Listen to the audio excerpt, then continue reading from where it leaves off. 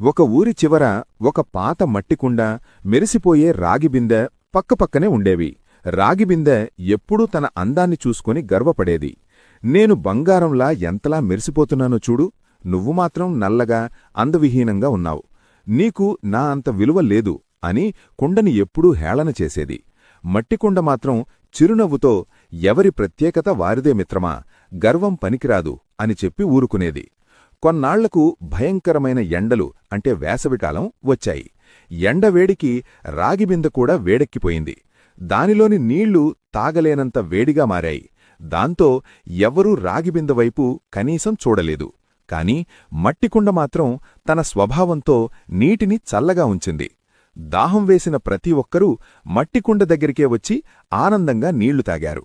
అప్పుడు రాగిబిందెకు అర్థమైంది, బయటి మెరుగు కంటే ఇతరులకు చేసే ఉపకారమే గొప్పదని. ఆ రోజునుండి మట్టికుండను గౌరవించడం నేర్చుకుంది. నీతి: రూపం కంటే గుణం మిన్న. మనలోని మంచితనమే మనకు నిజం